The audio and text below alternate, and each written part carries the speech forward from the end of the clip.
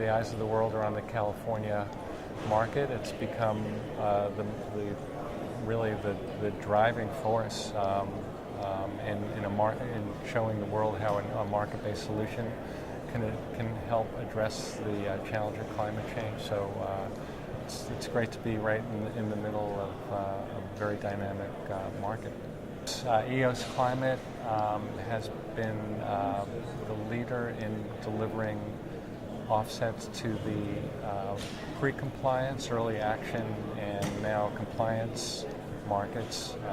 We specialize in fluorochemical gas management, and the protocol that we developed is one of 4 compliance protocols in the cap-and-trade system. It's for destruction of ozone-depleting substances, and to date we've generated about 3 million tons of offsets, and helping to accelerate the transition to more advanced refrigeration and air conditioning technologies. I came to the workshop today to really learn a little bit more about all of the different players in this market, and specifically how those players should be apportioning risk amongst them. I think that continues to be, at least at this early stage of the market, an issue that the market is trying to resolve. So I really appreciate ACR and conference sponsors for really bringing everybody together to talk about the issue. Well, looking at California, I think PG&E really wants to see California be the model for a larger program. We want the program to be stable, we want prices to be stable, and to provide that consistent market signal that incentivizes the investments. I came for 2 reasons, actually. We're both a compliance entity, and we're also interested in generating offsets on the farm. So really, I think the overarching theme for me being here is really learning best practices, understanding other stakeholders, and really understanding how to better assess risk as we look at opportunities to abate permitting and also looking for new offset opportunities. We're particularly interested in looking at the nitrogen management protocol as it applies to growers. I know a lot of people are looking at the upcoming rice and methane management protocol as a good indicator for how nitrogen can improve the offset regime. So really focusing on that and trying to see I think as a grower processor, we're a willing participant in the market. Obviously, we're watching and studying it to see where it goes. But also, I think we put our advocacy out there for more protocol development in the ag sector. CE2 Carbon Capital is an investor in the offset space, so we invest directly in projects as well as buy the credits and trade the credits in the secondary market. We're thrilled to see ACR in the offset registry space. We've had a very positive experience working with them, and we appreciate that they have a presence in Sacramento, which is where the Air Resources Board is located, and it makes it a lot easier to come to events like this and meet with compliance entities and other developers and investors in the space. We are a California-based company, so we're very excited about California's role and the investment opportunity created by it that not only allows us to invest, but allows us to invest in a very socially responsible way and an environmental friendly way. And it really does sort of set the stage for other countries, states, and global programs to sort of follow their lead. It's very important to sort of get face-to-face interaction with the people that you're working with and people that may eventually buy credits or develop credits, and it's very valuable for C2. Great. Well, I came today because I thought that there would be a good mix of compliance entities, regulators, marketers, and developers here, and that there would be a good conversation about offset project development, some of the challenges facing development and sales, and also a good discussion about some of the recently released regulatory amendments that just came out on Monday. So I wanted to be able to have a good conversation with people about their impressions on the regulatory amendments. PG&E is a California utility based in California. All of our service territory customers are in California. So and PG&E has been one of the original supporters of AB 32. So we've had a long track record of supporting climate change regulation and legislation, and I think we continue to do that. We continue to advocate for market-based mechanisms as part of climate change policy, and so we're encouraged that the state is continuing to lead the way, and that we're a part of it. Great. We've been working with the American Climate Registry and are really impressed with Martin Law, and saw when they were getting together to bring people that are working in the carbon market and trying to understand what the carbon market has, and really sort of telling the story from the bottom up, all about how cap and trade works and the investment signal that's created and how offsets work. We thought we really wanted to be affiliated with it because it's really important to tell the story, to make sure people see the opportunity that AB 32 provides. Great. Well, I think that California has a real opportunity to lead by example and to incent emission reductions in other states. So we can reduce our emissions, but we can also get a bigger benefit outside our borders. And that's really one of the things that California can do. I mean, we have a huge economy, the world's 8th largest economy, but it's not really going to make a difference to global climate change if we just cut emissions here. And so having that opportunity to make emission reductions incented outside our borders, that's where the real benefit hits home.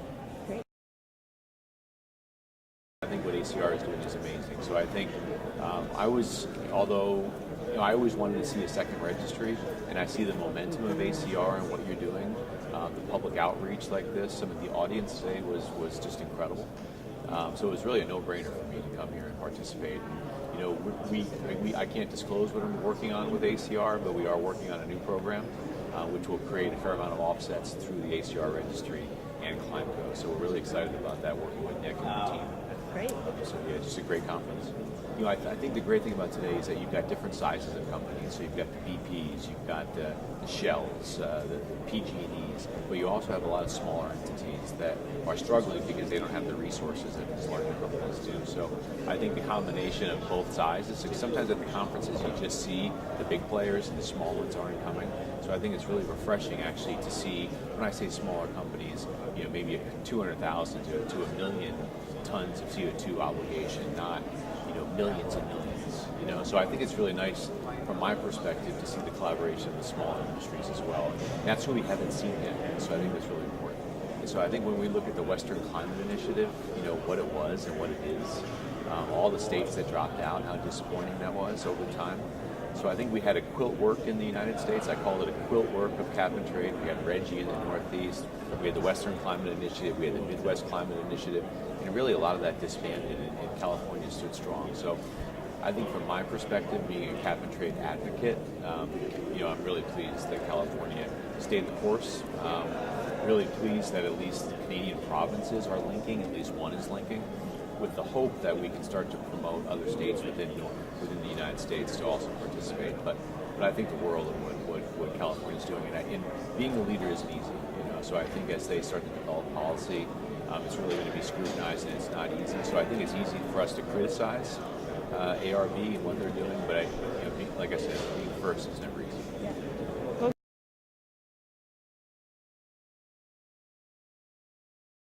We thought this was a great initiative where we could really get to know some of the market participants, both on the sell side and on the buy side, the various covered entities, both large and small, and also the brokers in the market. So we thought it was a really attractive proposal and the opportunity to speak, but also to meet the various participants at the reception later tonight is why we're here.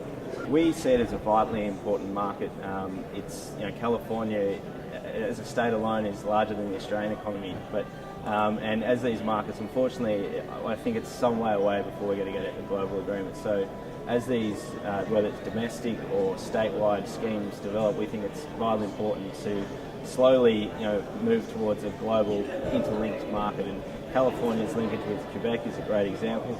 Obviously, Australia's also linked with Europe now. So as these schemes, and almost California is seen as the beacon for the United States, and if there is to be national-wide action, really that California needs to get it right. And I think they have, they've learnt from the mistakes, some of the mistakes that's happened in Europe, and been very cautious but at the same time, there are allowances and offsets starting to be issued with the options, etc. So it's good to see that liquidity is improving, and hopefully the market continues to develop. Just thanks again for American Carbon Registry for putting on this event. I think it's a great initiative.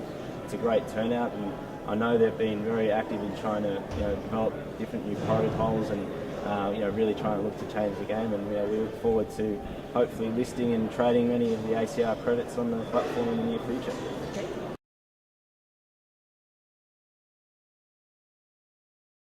As we all have learned this morning, the entire carbon industry is emerging.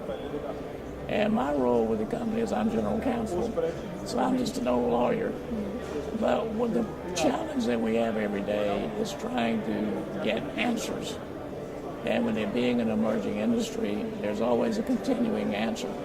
And so it's great to have an event where you have an aggregation of professionals, practitioners, regulators, that you have everybody here, and then you can ask questions and exchange information. And so it's really the only time, and I've been doing this 3 years now, that we've had an event where you can come and actually have almost a workshop environment with regulators, practitioners, and people in the industry. So it's great. It's a great event. Well, the registries are absolutely essential because, again, it comes back to a similar response that I had earlier, and they're trying to, the protocol is the protocol. Everybody can read the protocol, but then how do you interpret the protocol, and then how do you liaison with ARB? And when ACR, they've been tremendously helpful in helping us frame questions and then also helping us get the answer to the questions. So the registry is absolutely essential. Well, I think everyone on the East Coast, we always know that new ideas begin in California. When I was at law school, we were taught that the new laws made in California, then they come east. So I think that certainly California has a need because of their environmental challenges. But then California's always been very innovative. And so, and also it's such a large state. And so I think that we would expect the leadership to come from California. And so it certainly has, but we enjoyed coming out here. And I think we'll see that it will, eventually go to other states and to other regions. No, I just, we appreciate the group putting together the event today. And we've not only learned a lot today, but we've got some good contacts, good networking that will allow us to do our projects. Well, cap and trade is so new. We're constantly trying to learn as much as humanly possible so that we're well informed, because we are, one of the risk mitigation tools in this program. We want to make sure that we know as much as possible. Well, I think you can only learn when everybody comes to the table, and so it's really good for us to hear other people's perspectives, because we know so much from the verification side. We don't know what it's necessarily like to be a buyer. And so just to learn about the different components of the market makes us better informed. It makes us, allows us to make better decisions. They're the initial gatekeepers.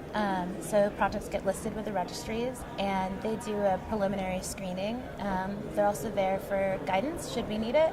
And then all of the documentation goes back to the registry once we finalize the verification statement.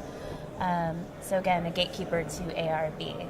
At this point, we've had very little interaction with the registries because most of our work has been early action.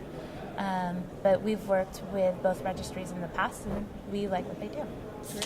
California has always been the most progressive state in the union, and I know the rest of the country kind of waits to see how the policies we implement play out. And so it's really important that we make this as successful as possible, and I know that it's been off to a slow start, but I think that that is an anticipation of making sure that we've put all the right policies in place before moving forward so that we don't experience the same volatility that the European markets experience.